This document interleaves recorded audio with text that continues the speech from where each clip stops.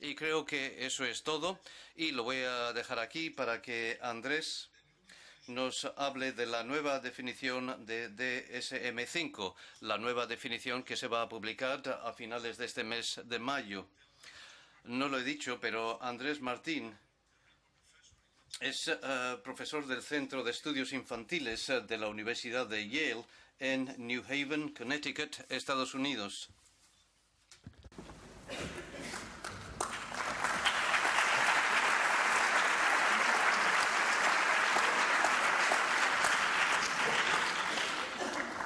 Gracias, Joaquín. Gracias, Joaquín. Y a ver si aparecen mis diapositivas.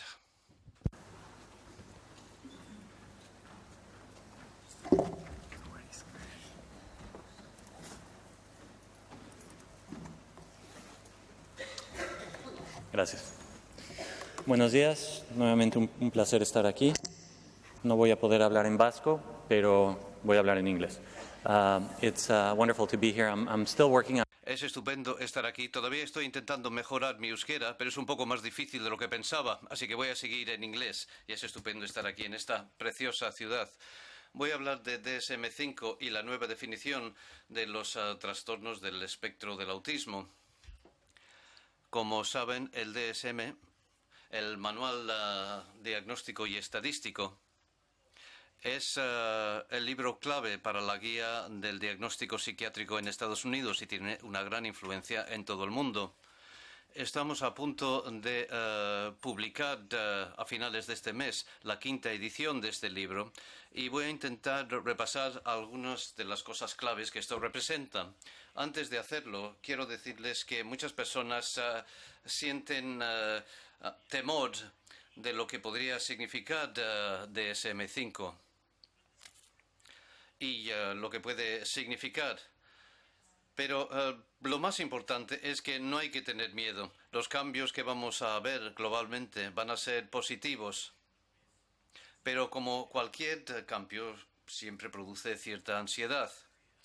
Un breve repaso al DSM, específicamente en relación con autismo. En la primera y segunda edición de DSM, que se publicaron en 1952 y 1968, el autismo como tal no se refería a lo que nosotros entendemos como autismo. El autismo era un término que se refería a uno de los campos de la esquizofrenia. Todavía no se había contemplado en las primeras ediciones de DSM. Esto solo empezó en la tercera edición del DSM, en 1980, cuando por primera vez se utilizó la nomenclatura del autismo infantil.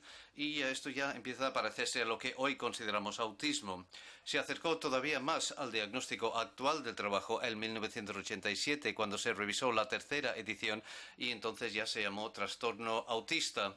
Desde el año 2000, con la 4ª edición, TR, que significa revisión del texto, se publicó en el 2000. Y desde entonces hemos tenido la nomenclatura actual, donde el autismo es uno de 5 trastornos del desarrollo. Y hay un término paraguas que incluye el trastorno autista, pero también el síndrome de Asperger y trastornos menos frecuentes como el trastorno desintegrativo de la infancia y la enfermedad de Rett, además de esta amplia categoría PDD-NOS, es decir, otros trastornos no especificados. Y aquí es donde nos encontramos en la actualidad respecto a este tipo de situación. En las próximas semanas, como decía, se va a publicar el DSM-5 en la reunión en San Francisco de la Asociación de Psiquiatría y vamos a pasar a esta categoría de trastornos del espectro del autismo. Y antes de pasar a los aspectos específicos de estas categorías, algunas preocupaciones que ha expresado la comunidad. Esta nueva clasificación de diagnóstico de DSM-5 podría llevar a la pérdida de diagnósticos en ciertos niños. Un niño diagnosticado hoy bajo DSM-4 perdería su diagnóstico bajo DSM-5. Esto ha sido una verdadera preocupación de muchos. Podría dar como resultado a huérfanos del diagnóstico, es decir, niños que no cumplen del todo con las nuevas categorías diagnósticas y que quedarían fuera de la nomenclatura. Esta nueva clasificación podría causar una erosión en la sensación de comunidad entre las personas afectadas, y esto sucede sobre todo en la comunidad de personas con síndrome de Asperger. Y tal vez el mayor temor sea si este cambio podría llevar a cambios en el derecho a ciertos servicios. Esto es especialmente preocupante en Estados Unidos, donde muchas veces la etiqueta diagnóstica que se asigna a un determinado niño tiene una correlación con el tipo de servicios a los que tienen derecho a sus comunidades, ya sean colegios gratis, hospitales, etc. Y por último, una preocupación es que si pasamos a una categoría única y pasamos de PDDs con sus 5 subtipos, vamos a pasar a una sola categoría. Por lo tanto, la preocupación es si la sola categoría podría llevar a una homogenización de tratamientos. Si solo tenemos un tratamiento, significa que vamos a tener solamente un tratamiento de talla única. Así que estas son algunas de las preocupaciones. Por otra parte, también hay algunas cosas prometedoras en la nueva clasificación. Este nuevo sistema de diagnóstico, por ejemplo, nos podría ayudar a identificar mejor a las personas afectadas y en este momento la respuesta es que esperamos que sí, pensamos que va a ser mejor. Podría estar más adaptado a los niños más jóvenes, los niños por debajo de 3 y 2 años. Y también tenemos evidencia inicial que indica que el nuevo sistema va a ser mejor en este sentido. ¿Y qué sucede con los adultos? Solemos pensar en el autismo como un diagnóstico de niños, pero sabemos que estos niños se convierten en adultos. ¿Este nuevo sistema nos podría ayudar a mejor identificarlos? La respuesta también es que probablemente sí. El DSM-5 va a ser la primera edición del libro, que no va a ser solamente un libro en papel, sino que va a ser un verdadero documento vivo, porque va a estar vivo en la red. Y como tal, no tendrá que esperar 10 años o 20 años para que se produzca la siguiente iteración, sino que se irá afinando en tiempo real. Y esta es una cosa muy positiva, que no solo refleja los tiempos, sino que permite una mayor flexibilidad al descubrirse nuevos hallazgos, y esperamos que esto al final se traduzca en un mejor tratamiento, mejor acceso a la asistencia y al final mejor calidad de vida para las personas afectadas y sus familias. Realmente necesitamos una nueva clasificación. ¿Y por qué necesitamos una nueva clasificación? Bueno, estas son algunas de las preocupaciones que existen en torno a la clasificación actual. Podemos decir que las categorías actuales, las 5 subcategorías, son un tanto arbitrarias. La clasificación actual, si pensamos, por ejemplo, en la diferencia entre autismo y Asperger y PDD-NOS, es decir, las no clasificadas, podríamos decir que esta clasificación realmente no identifica los grupos que tienen diferencias en comorbilidad y coincidencia en sus necesidades concretas de tratamiento o en cuanto al pronóstico. Y por otra parte, la misma persona puede cambiar de diagnóstico a lo largo de su vida. Y esto no tiene demasiado sentido. Que un niño pueda tener Asperger cuando tiene una edad, autismo en otra edad y PDD-NOS en otra fase de la vida. Esto no parece estar bien. Y en tercer lugar, esta tercera categoría de no especificada se ha ampliado a lo largo del tiempo. Y en la actualidad, una cuarta parte o un tercio de las personas en el espectro tienen este diagnóstico de no especificado o no específico. Y esto nos indica que algo no va del todo bien si tantos niños quedan dentro de esta categoría de no especificada. Otro tipo de preocupación que sugiere que necesitamos una nueva clasificación es que existe una enorme inconsistencia entre distintos lugares. La ciudad donde te hacen el diagnóstico probablemente sea el mayor predictor de qué diagnóstico vas a recibir. Por lo tanto, si estás en Boston, comparado con New Haven o Los Ángeles o Carolina del Norte hoy en día, probablemente ya tengas una mayor probabilidad de caer dentro de una de estas categorías, porque cada centro ha desarrollado determinados conocimientos o un determinado estilo. Y voy a intentar mostrarlo de forma visual. Esto es de un estudio reciente publicado el año pasado por el grupo de Cathy Lord. Y lo que vemos en estos tres colores son los tres diagnósticos diferentes: autismo, PDD, NOS y Asperger. Y cada una de las 12 columnas que vemos aquí son en diferentes lugares de Estados Unidos, con un diagnóstico de un grupo muy similar de niños, y sin embargo vemos una enorme variabilidad.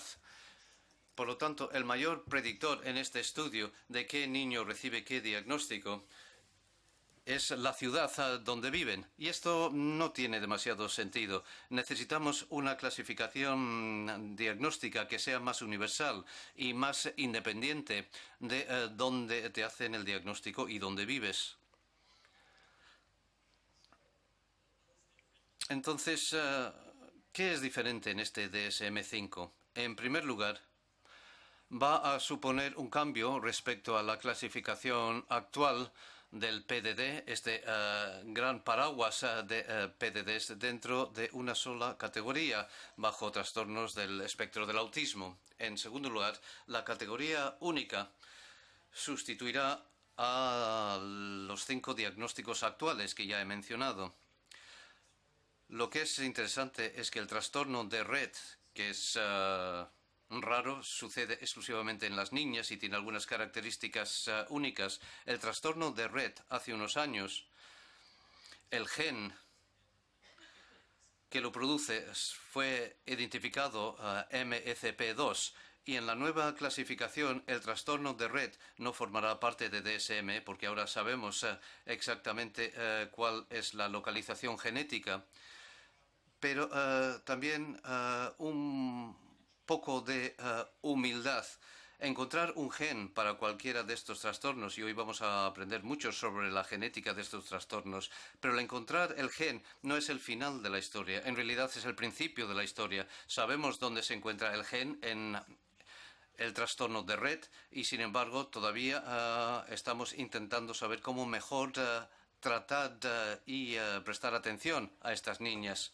Otra diferencia en el DSM-5 es que las diferencias entre un paciente y otro van a ser más cuantitativas que cualitativas. Va a haber diferencias de grado más que de tipo. En el DSM-4 actual dedicamos mucho tiempo a distinguir una categoría de otro. En DSM-5 va a ser una sola categoría, pero con diferencias cuantitativas entre los niños individuales.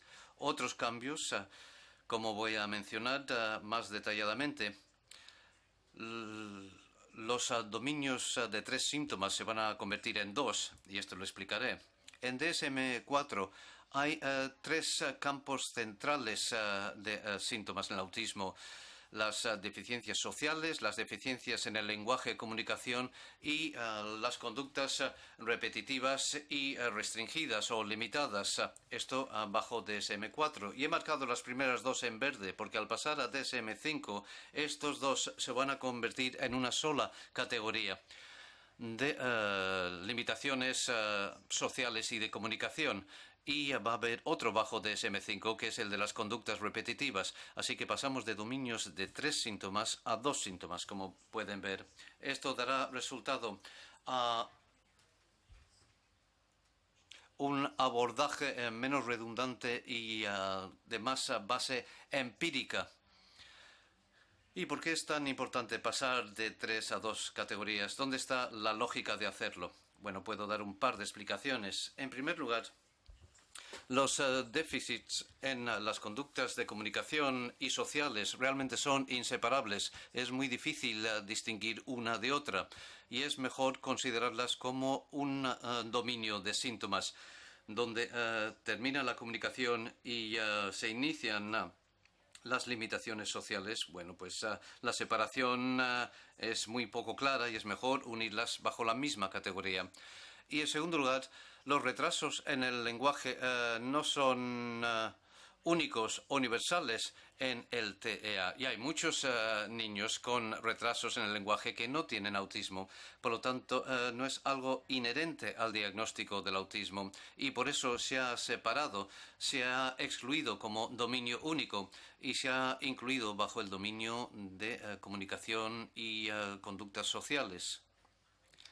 Y por último, el requerir que estos dos criterios de comunicación y conductas sociales y conductas repetitivas se deben cumplir para mejorar la especificidad del diagnóstico sin perjudicar la sensibilidad. Por lo tanto, globalmente lleva a una mejor identificación de los casos. Algunos otros cambios que se producen en DSM-5. Uno que tiene implicaciones muy prácticas es que DSM-5 no excluye las comorbilidades. ¿Esto qué significa?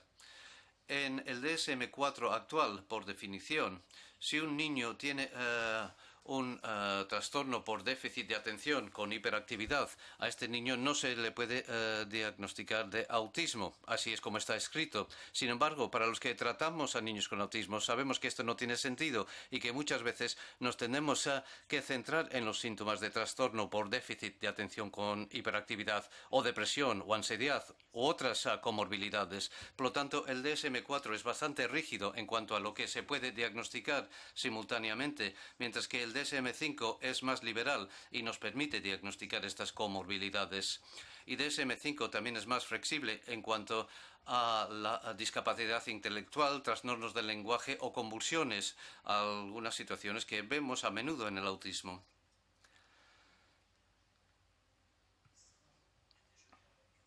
Algunas consideraciones adicionales al cambiar de DSM-4 a DSM-5. Las limitaciones actuales desaparecerán oficialmente, es decir, ya no existirá el diagnóstico de Asperger. Sin embargo, sabemos que estos trastornos no van a desaparecer. Tenemos una alianza con el equipo de fútbol y esto sucede también con enfermedades como la de Asperger. Siguen teniendo seguidores. Y este término Aspies es lo que ha dado una sensación de orgullo a la comunidad de Asperger. Somos Aspies y estamos orgullosos de ciertos aspectos de ello.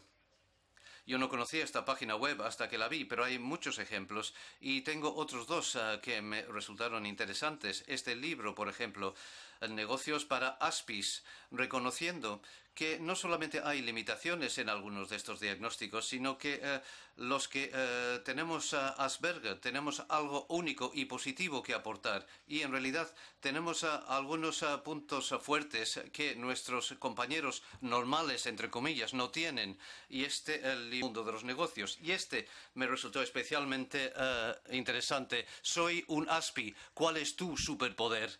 Así que hay esta verdadera sensación de orgullo y tal vez desaparezca mi diagnóstico con DSM-5, pero no me puedes quitar el hecho de que soy especial. ¿Cuál es tu superpoder? Y este es el DSM-5. Como decía, va a salir dentro de un par de semanas y voy a repasar brevemente los criterios de los trastornos del espectro del autismo. Dos criterios específicos. El primero es que existen déficits persistentes en la comunicación social y en la interacción social en diferentes contextos. Y para cumplir con estos criterios hay que tener déficits en las tres siguientes áreas. En primer lugar, en la reciprocidad socioemocional, recoger las pistas de los demás, interactuar con los demás. Dificultades, limitaciones en la conducta comunicativa no verbal en la interacción social. Independientemente del lenguaje, la incapacidad de tener comunicación con otros, desarrollar y mantener relaciones. Esto es un reto y es algo aplicable al nivel de desarrollo de ese niño o adolescente o adulto. Así que este es el primer criterio. El segundo, patrones limitados repetitivos de conducta, interés o actividades. Y debe haber déficits en al menos dos de las siguientes cuatro áreas. En primer lugar, lenguaje estereotipado o repetitivo, movimientos motores o uso de objetos. En segundo lugar, una adherencia excesiva a rutinas, patrones ritualizados o una resistencia excesiva al cambio. Intereses altamente limitados con fijación y cosas que no atraen a niños de la misma edad. Y por último, una hiper o hiporeactividad al input sensorial. Así que estos son los dos criterios para el diagnóstico de trastornos del espectro del autismo. Y además sabemos que los síntomas deben estar presentes en la primera infancia. Si estas dificultades aparecen más adelante, a edades más desarrolladas, pensamos en otras cosas, en la ansiedad, pero no en el TEA. Pero algunas de estas limitaciones tal vez no sean totalmente manifiestas hasta que las exigencias sociales sean tal que superan la capacidad del niño. Por lo tanto, es importante hacer un diagnóstico precoz. Y por eso una de las charlas va a centrarse en este tema del diagnóstico precoz, porque sigue siendo un gran reto. Los síntomas limiten e impiden las funciones cotidianas. Y el DSM-5 va a recalcar bastante el nivel de severidad o gravedad. Como decía, las medidas van a ser más cuantitativas y vamos a intentar clasificar a los niños en base a su grado de severidad o de sus necesidades. Esta es una cita del gran escritor americano Herman Melville. Y creo que es muy relevante respecto a cómo intentamos establecer categorías. ¿Quién anja? Vemos claramente la diferencia de colores, pero cuando se mezcla el primero en el segundo, y así sucede con la cordura y la falta de cordura. Es muy difícil dividir un espectro por categorías y es más fácil considerarlo como un conjunto. En un editorial de Brian King, habla de superar la nota y dice que en DSM-5 se debe aplicar el criterio de forma prospectiva y que lo debemos considerar como algo similar a las notas del colegio, donde vamos a pasar de un sistema donde nos dan un A, B o C en el sistema americano, un 10, un 9, un 8, a un sistema más sencillo de aprobado o suspendido. ¿Tienes el diagnóstico o no? ¿Formas parte del espectro, sí o no? Y lo que es importante es que las familias no tienen que volver a pasar por el examen. Hoy en día, si los niños tienen autismo o Asperger o PPD-NOS, los niños quedan dentro de esta categoría por definición.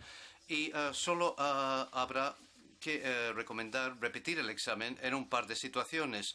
Por ejemplo, si se ha utilizado una etiqueta PDD-NOS inicialmente, pero no estaba del todo claro si ese niño estaba en el espectro o no. En este caso, podría ser clínicamente relevante volver a hacer la prueba diagnóstica. Pero una vez que se ha diagnosticado bajo DSM-4, prácticamente cada uno de estos niños va a quedar dentro del diagnóstico actual del DSM-5.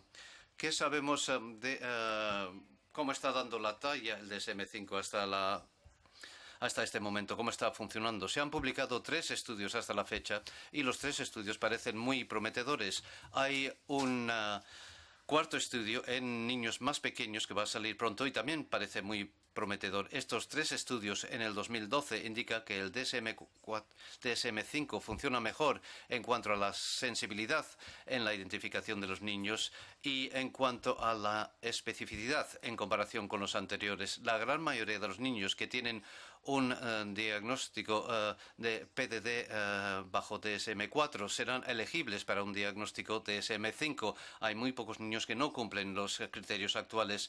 Esto se traducirá en menos fallos de clasificación o errores de clasificación y sabemos que combinar el informe parental junto con la observación clínica, es la manera óptima de hacer este diagnóstico.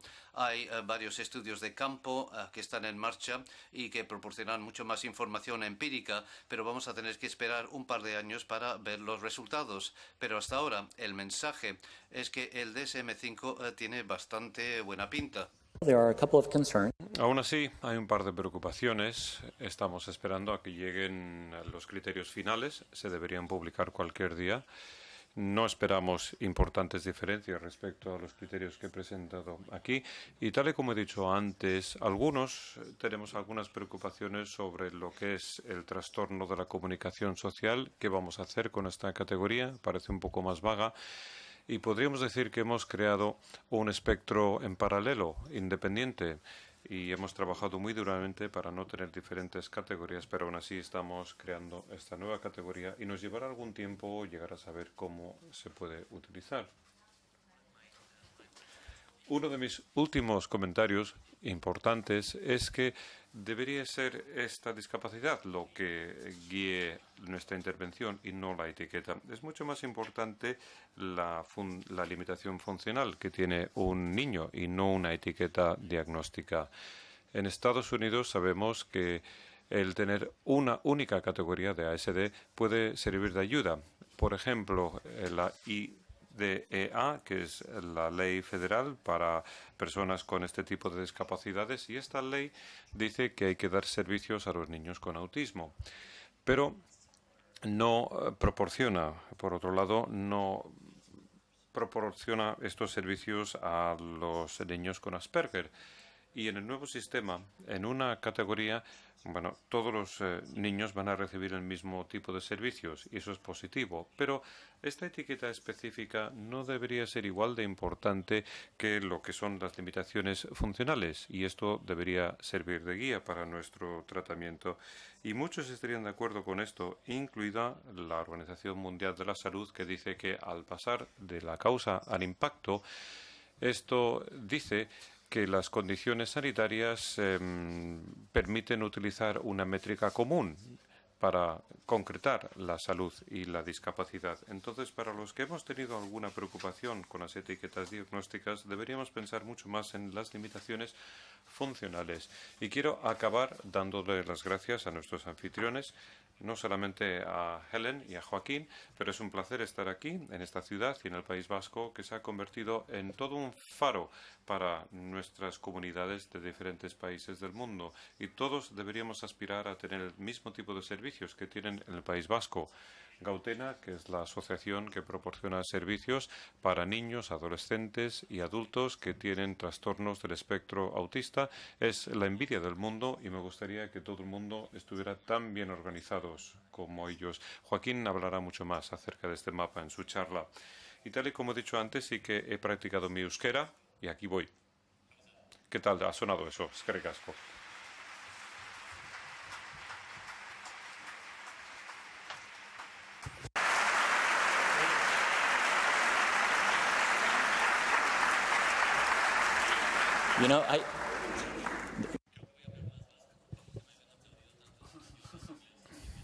Gracias. Gracias, muchas gracias.